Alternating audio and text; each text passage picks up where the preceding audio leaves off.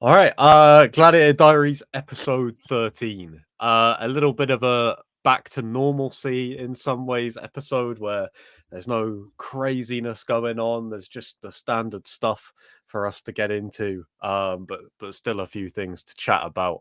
Um, Obviously, usually I'd be like, "How has your week been?" But I saw you in London because we were both at Cage Warriors, which Yeah, I imagine we'll get stuck into. But apart from that, mate, I mean, we've both got colds, which I imagine we both got from being in Cage Warriors. But yeah, apart probably. from that, mate, how's your week been? Yeah, it's just annoying having a cold, isn't it? As you can see, it's like swollen on my nose here. Not a good look, not a good look. But hey, like I say, we just keep it going. We keep training. We keep it moving. We keep doing what we can. But yeah, I mean, look, I've just been into training. I've got a wrestling tournament in 2 weeks, so I'm just sort of preparing for that. Um, and yeah, just kind of just doing my normal daily outgoings, and just yeah, keeping it moving, man. Yeah, that was going to be one of the things I was going to mention actually, because obviously the last episode we spoke about how you had all these changes you were planning to implement, and I was going to say like, go through a couple of them and see whether you had started to do that already. But I mean, you've just answered the main question of grappling tournament coming up already. Like, was it a case of that you were like, I want to go straight away, or was it just like, let's see what's happening, and then it's like, oh well, there's one in a couple of weeks, let's do that. Yeah, well, I mean, I had already talked about it with my wrestling coaches, and they said it was coming up. I came back home. I decided I'm just going to go for it. Obviously, whether I'd got the win or not, I was still going to go to this tournament to, like I say, just keep myself active, keep pushing myself, and yeah, it's just kind of just rolling off the same sort of vibes in it. I'm very hungry for competition, and I feel like it's really going to help me to be in a competitive environment. And see where I stand on the grappling and see where I need to work on in that area. People always talk about how you're never like completely 100% going into any fight, but was there anything that was like bothering you physically ahead of the Brazil fight? Because to come back and then I know that you train straight away anyway, and obviously you had Will fighting this past weekend, so it really was like just straight back to regular routines for you. But to then go and do a grappling tournament a couple of weeks after, I imagine that you were in fairly good shape after the fight. Oh yeah, like pretty much just went straight back into it. I still had my couple of days of eating a load of bull crap, eating wherever the hell I wanted. But yeah, I mean, I was pretty much. I only saw Will like actually on the day of his fight. I didn't really get to see him much before that. As soon as I got home, I got into training, and then it was already the weekend of his fight. So kind of, I just guided him through how to do the rehydration drinks and stuff like that. But yeah, I didn't get to see him till the day of the fight, even though we'd obviously been training beforehand, so we kind of had a feel of what was going on. But yeah, I mean, I kind of just, like I said, as soon as the fight was over, I just went straight on that, straight on that duty-free chocolates, mate. Do you know what I mean? And I kind of did that for a couple of days, and then yeah, just a day of dieting, a day of not dieting, a day of dieting, a day of not really dieting, and it kind of just compounded there. But had a bit more energy for training and stuff like that. So, but now I'm having to nurse this.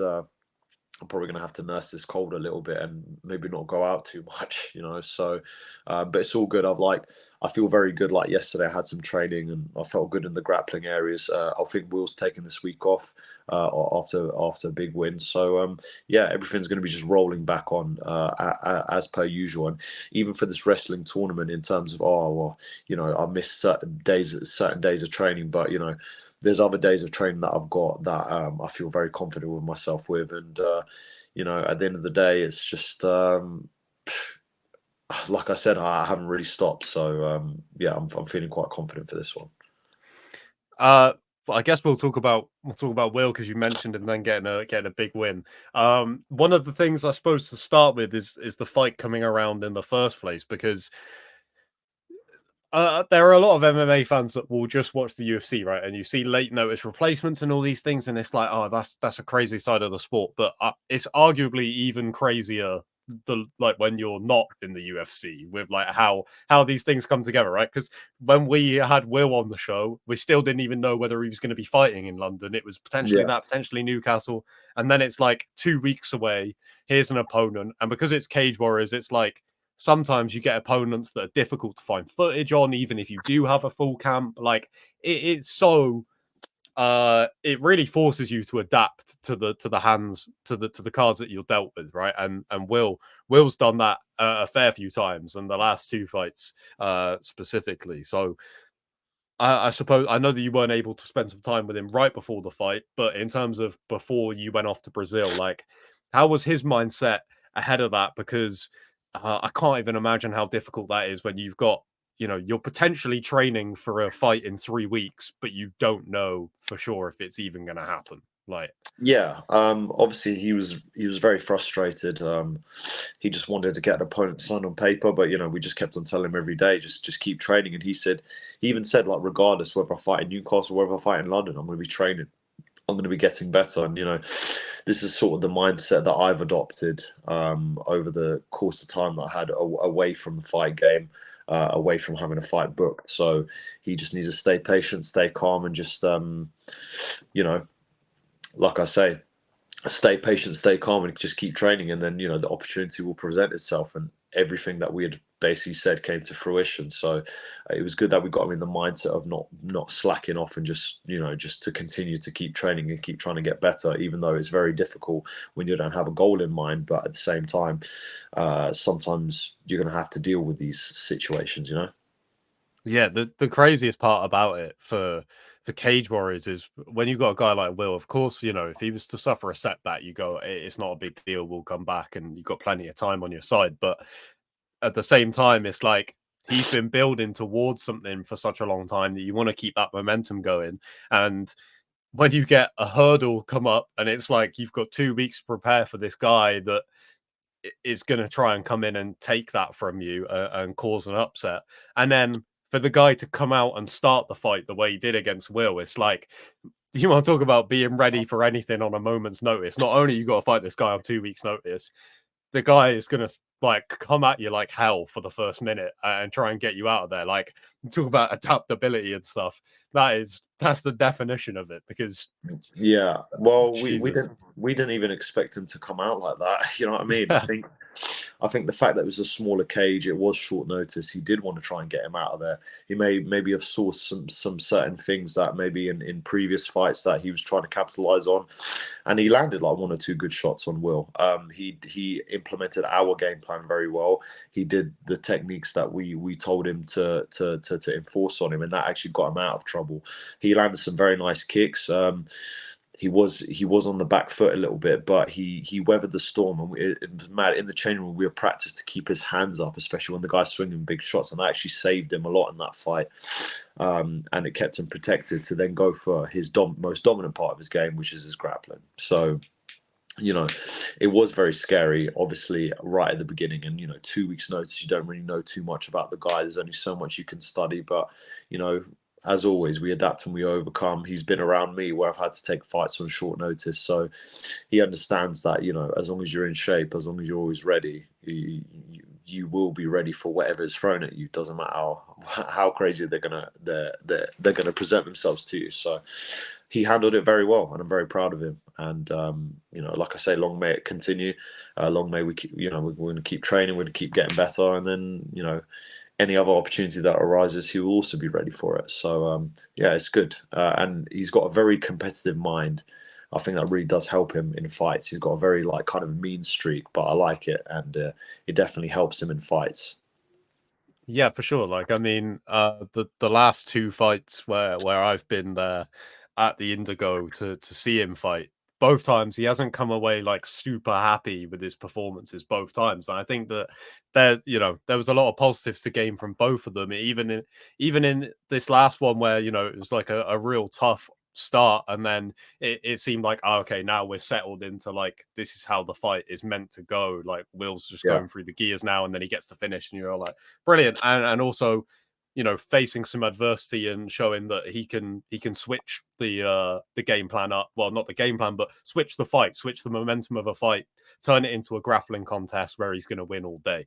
Like, there were positives gained from it, but I see what you mean in terms of Will's mindset, because he's like, I don't think in all of the interviews he did after the fight, I don't think he mentioned the finish, his grappling at all. It was all, I got hit too many times.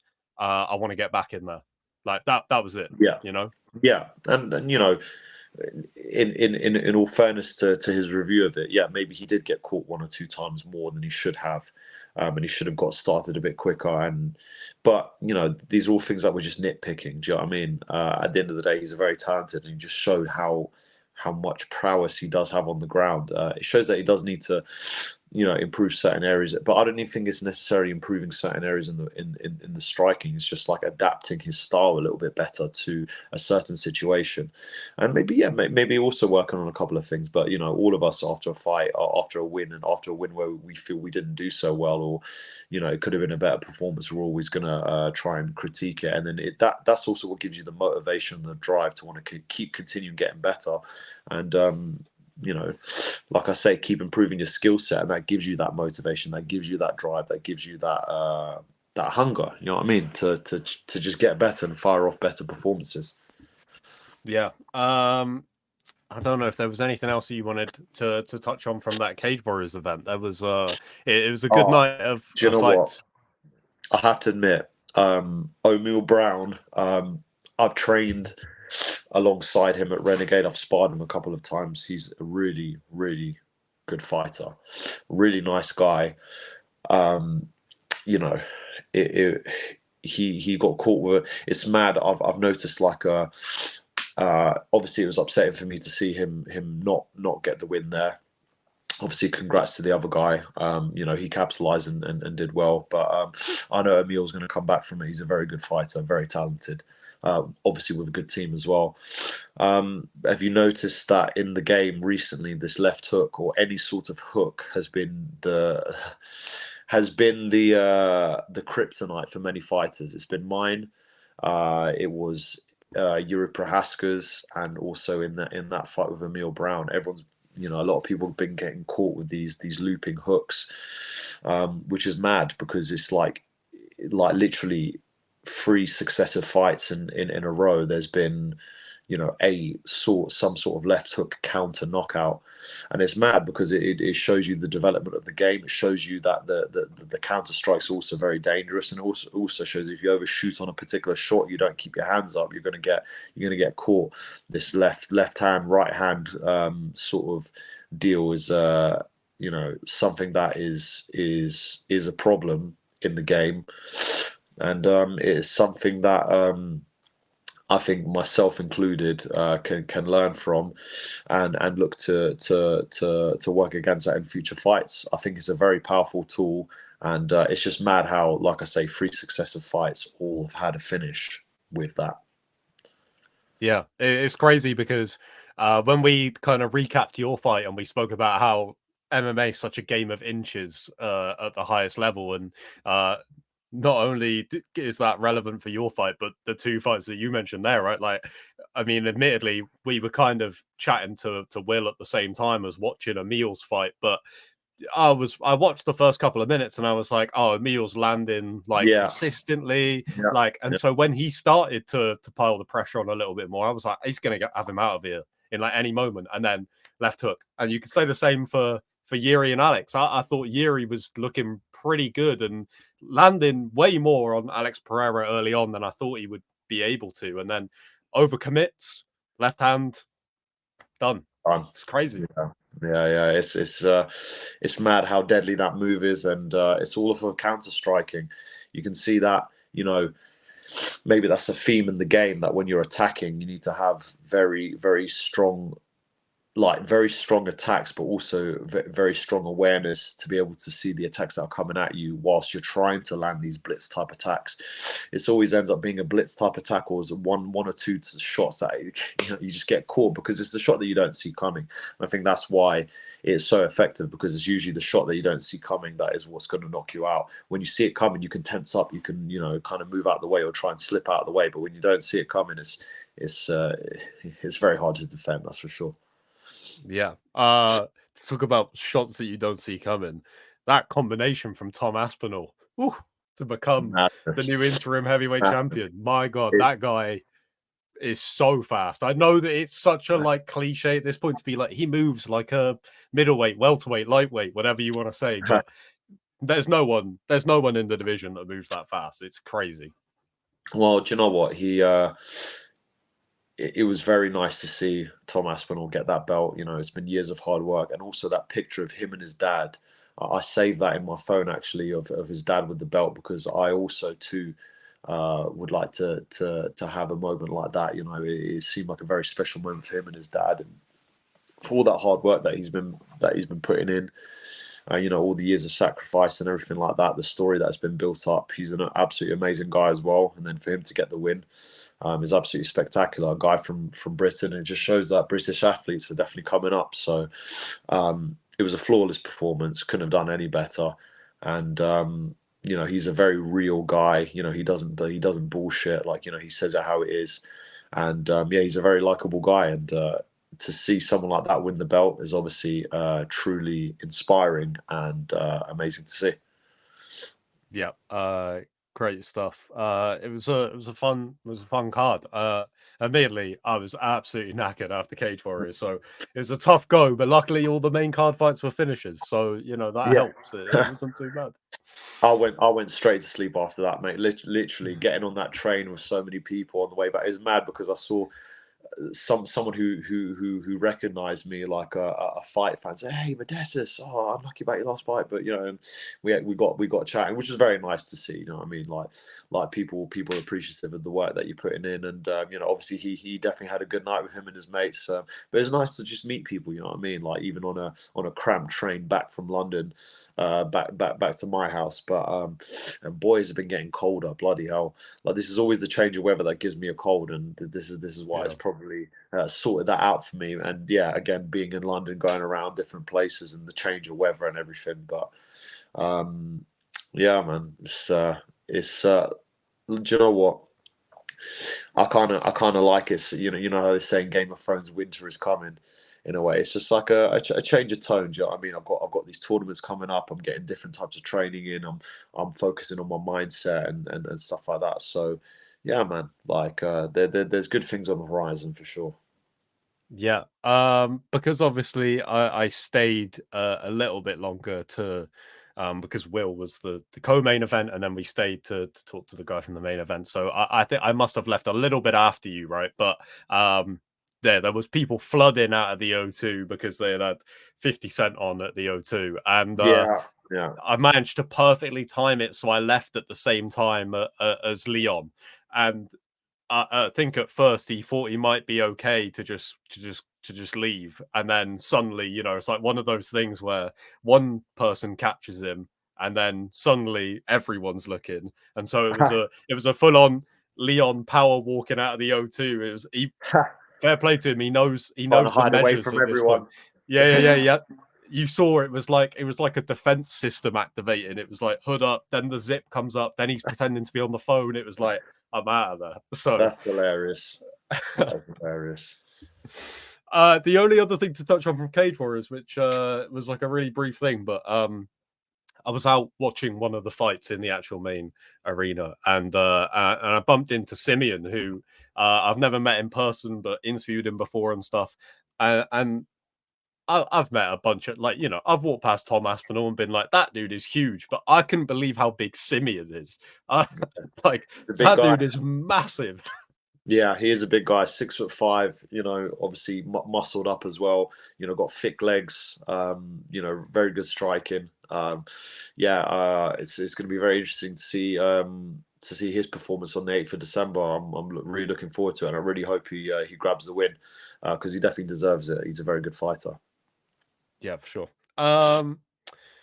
There's a few UK fighters on the upcoming fight night card this weekend. I think it's on at a pretty good time because there's 3 Brits on it. We got Tom Aspinall's training partner Mick Parkin is on this card. Second Christian UFC Leroy fight for him. Duncan. Yeah. Christian Leroy Duncan, who's had a change of opponent pretty late. Yeah. I believe Yeah. his opponent pulled out this week, so Yeah. that's a bit frustrating, but it is what it is. I know the Yeah. guy that he was fighting was like 4-0 in MMA, but like legit Yeah, he was kickboxing a glory guy. kickboxer. Yeah. Yeah. I remember watching him on Contender Series and being like, that guy is scary. So I was excited for that fight, but I'm not too sure about the replacement opponent. I haven't looked into it too much. But of course, you've got Scotland's Paul Craig in the main event, formerly of the light heavyweight division, now at middleweight. I'm just glad to see that Paul Craig is getting a main event shot. Like the guy is like, I don't know how many performance bonuses you need to win to get a main event, but Paul Craig must have done it by now. Like, Yeah, well, I mean, he's pulled off some very emphatic victories, and especially in his last fight at the O2. I mean, that was an amazing win. Got the Tico win over Muniz, who was like submitting, broke Jacare Souza's arm, and he's done some really good stuff in the middleweight division. So for him to overcome that, show some really improved striking, and then get the Tico victory, I thought that was amazing for him. So well earned for I think probably just his first main event. So yeah, Brendan Allen, no slouch either in the other corner. Very good grappler also. So it'll be very interesting to see, especially in a smaller cage as well. I want to see how that was going to play out. With less movement and stuff like that, which Paul Craig definitely utilizes more of, is the movement around the bigger cage. So yeah, it'd be a very interesting fight to see. 2 very good fighters, very good grapplers. yep. I think maybe the only other thing to touch on, because we might not get another opportunity to do so. I was speaking to Veronica Hardy about this yesterday, about the whole, I'm sure you've seen all about it, the whole Ian Machado Gary Team Renegade circumstance, right? And I suppose it was interesting to get her perspective, because she used to be a bit of a like person that would hop around gyms and now is more kind of stable with her coaches. And I suppose it'd be interesting to get your take, because you have obviously your very close knitted team, but then you do also go to other places for training from here and there. But do you ever branch out of the main places you go, like in terms of going to get sparring at different places? Because it seems like yours is Yeah. quite regimented. Yeah, I would definitely go to Renegade just to get some different sparring. I've said many times I wanted to go up there, but I just haven't found the time really, or haven't found how the schedules would align and stuff like this. So I think with that particular case, it just depends on if the person coming to your gym matches the ethos and matches the vibe of the rest of the crew and the team there. And if it doesn't match, then obviously you just don't want them to be there anymore. Do you know what I mean? At the end of the day, Ian Gary seems like quite a loud character. Maybe it's just something that that doesn't blend well with the Team Renegade lads. Do you know what I mean? And obviously being in the same weight division as Leon as well. I don't think that it has anything to do with that, but yeah, I guess like I say, you just can tell if you're just not going to blend, and you're not going to gel well with the people that are in that gym. You know what I mean? Like you might go somewhere and you just think, oh, this isn't the right fit for me. Do you know what I mean? And you're going to fit better with certain people than others. And I think if you have been around with loads of different gyms, you're kind of, I don't know, yeah, you haven't found that stable, that place that you want to just keep going all the time. And you're constantly having to mix with different personalities, and it's like trying to make friends all the time. Do you know what I mean? It's probably a difficult thing to do. And obviously there's people who have been friends for a long time, who have been training partners for a long time, that they really built that connection. And it's very hard to sometimes introduce yourself into a connection that's already been made with other people. So, whatever the reason is, like I say, I'm pretty sure it must have been some sort of personality, flaw, or something that they thought just didn't gel well with their team. And there's nothing wrong with that. There's nothing against that. At the end of the day, not everyone gets along, and And that is that. I know there was like rumors circulating, but it's because Leon Edwards knocked out Ian Gary in sparring or something like that, and we don't know what the hell is true in the media these days. I think Leon denied that ever even happened and stuff like that. But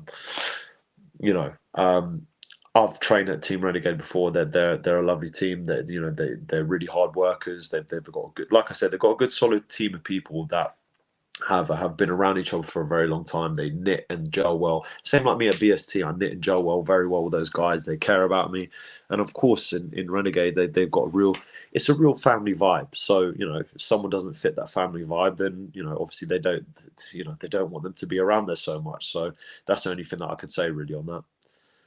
How were you friends with Will before he started training with you? Because I know that it came together because of you guys just having like back and forth, and then you guys got close. But like, how long into you knowing Will did he start training with you and your dad? It was really after the Khalil loss that he showed.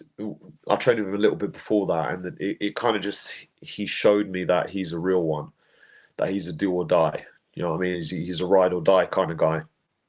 And he just fit very well with me and my dad and our ethos and the way that we do things. And then, he just started training with us, and we saw how talented he was, and we thought, oh well, what if we take him under our wing as well? Maybe he not only would he be a really good training partner for me and for me to improve my game, for him to improve his game, for him to get to the highest level as well. Do you know what I mean? Like to have people that are going towards the same goal and the same vision is a very useful thing to have, and he fit that very well from the beginning, and I've always been very friendly with him. We've as different as we are, like almost like opposites, like in terms of personalities, we get on very well, and we're like brothers. So I think instantly whether you're going to get along with someone or not, and instantly I got along with Will. So it just continues. Was it strange at first because you're so used to it being like, because you have the like small, like closed in team? Was it strange bringing another person into that fold, but not only like someone new, but someone that you had been like, wasn't like one of the like family friends or something? It was a guy that you hadn't known for like super long, like you said, it immediately clicked. But was it strange at first to be like, suddenly there's a new person there every day? Not really, because I've noticed that me and him got along really well before when we had trained, and he's got, although he's got his own way of doing things, and he's got his own, he's a very individual person, like he has his own personality.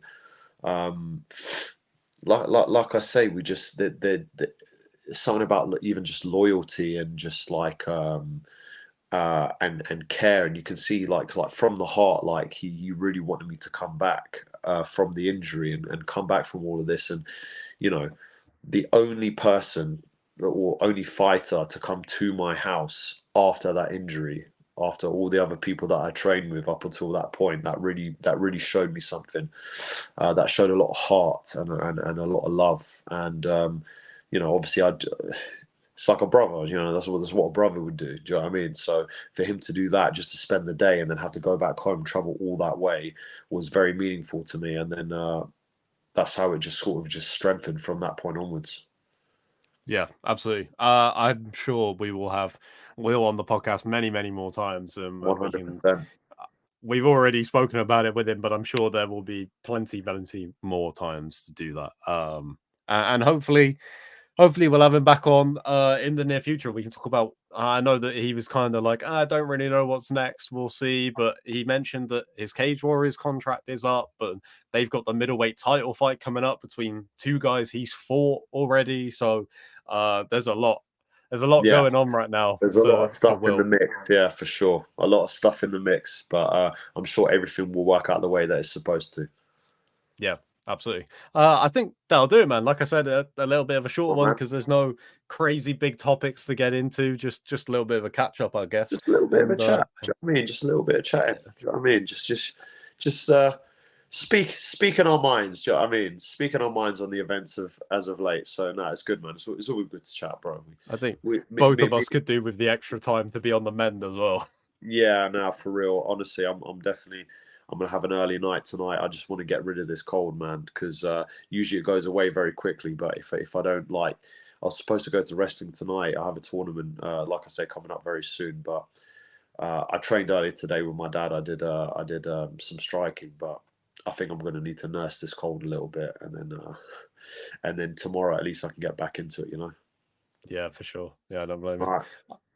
All right, that'll do it, man. So, Well, brother, you're the man. Next week, as per, like I say, I'll text you what time when it gets closer to the time. But hopefully, I'll see you around, brother. It was yeah, good seeing you sounds the good, other man. day as well, by the way.